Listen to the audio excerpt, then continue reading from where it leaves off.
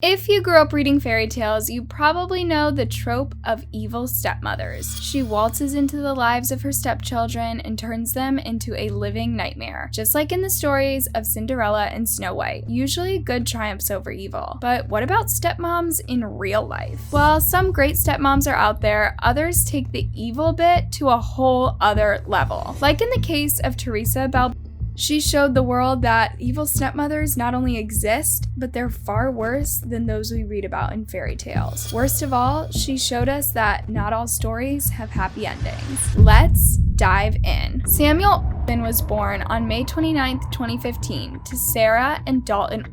He was a sweet and bubbly boy who loved playing with his toys and watching Toy Story. He attended Hallbrook Elementary, and for the first few years of his life, everything was perfect. But then, in January 2020, his parents got a divorce, and Samuel's world turned upside down. Like a lot of divorces, Sarah and Dalton were involved in a bitter custody battle, in which Sarah was given primary custody of Samuel, while Dalton got visitation rights. However, Dalton failed to return the boy after a weekend visit with his father in 2020. Sarah would later say that the last time she saw her son was at his 5th birthday. Over the next year, Dalton kept Samuel away from his mom, and as much as Sarah tried, she could not get him back. The coronavirus pandemic also made it impossible for her to appear before a family court judge and fight for her son. Then, on May 27, 2021, just a few days before Samuel's 6th birthday, Houston police received a missing persons report. When the officer got to the house in Southwest Houston, they found a devastated Dalton and his then-girlfriend,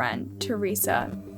Theresa was also a divorced mom who'd lost custody of her own 2 daughters. Samuel had been living with Theresa and her roommate, Ben Riviera, in Webster, Texas. When the police arrived, Theresa told them that Samuel's mother, Sarah, and a man dressed as a police officer had picked him up that morning. She said that the officer had threatened to charge her with abduction if she did not hand over the boy. I was going to take Sam to school when his mother showed up with a police officer, or what I was under the impression to be a police officer, and they demanded me to release Sam. However, when the police called Samuel's mother, they quickly realized this couldn't be true when she provided surveillance video from her home to show she couldn't have taken the boy. The officers noticed Theresa's story was not adding up. The last time Samuel was seen by someone outside of his family was on April 30th, the last day he attended school. It was also that day that Theresa started babysitting him. The police found the whole thing weird. They put out an Amber Alert about Samuel to the media as the search began. Volunteers from Texas Eco Search combed through fields searching for the little boy. Theresa, who was also helping in the search, claimed that she had no idea where Samuel was. I can't say where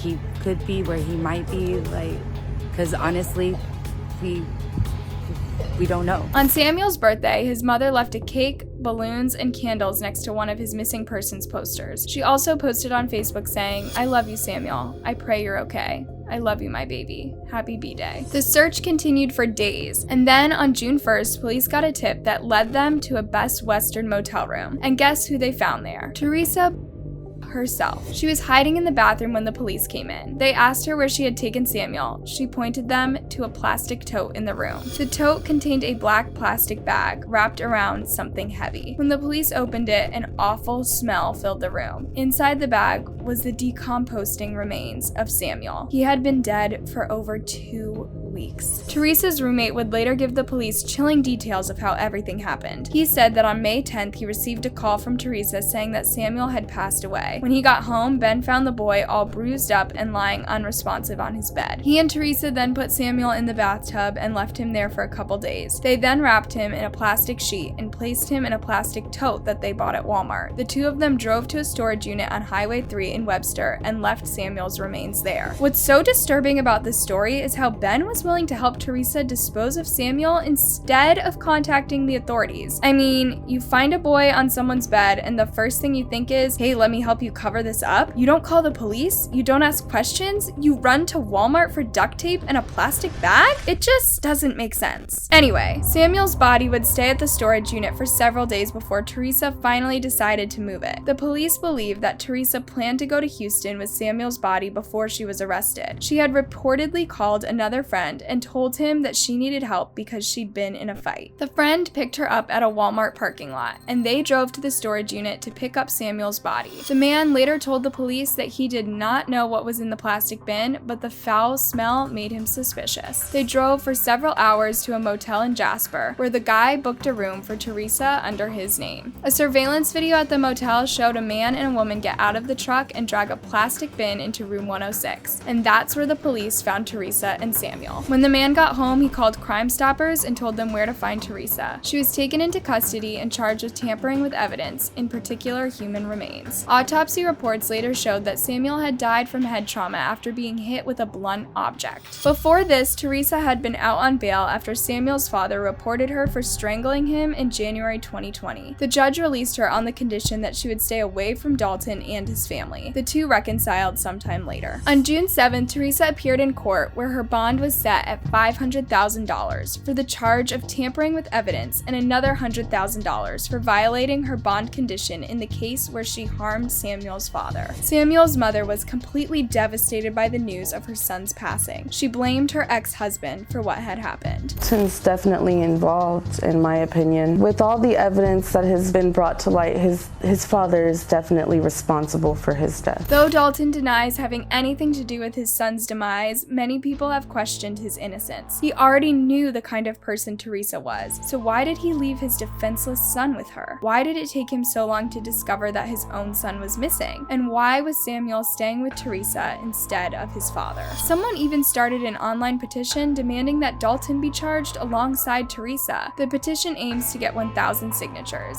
and so far they are slightly over 600. Samuel's paternal grandmother, Tanya Olson, has come out to defend her son, saying that he was a good father and would never do anything to hurt his son. Dalton is not a bad father. He would never harm that baby. He loves him to death.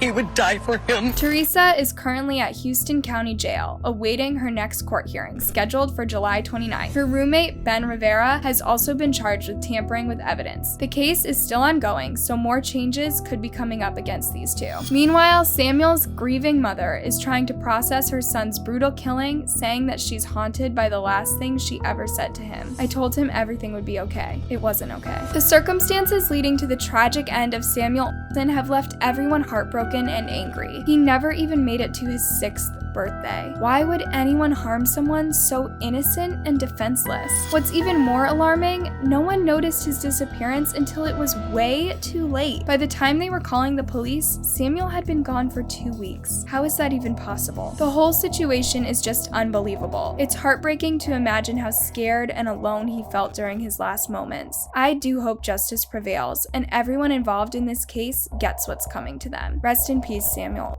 That brings us to the end of our video today. What did you think of this case? Was Samuel's father involved in all of this? Let me know your thoughts down in the comment section.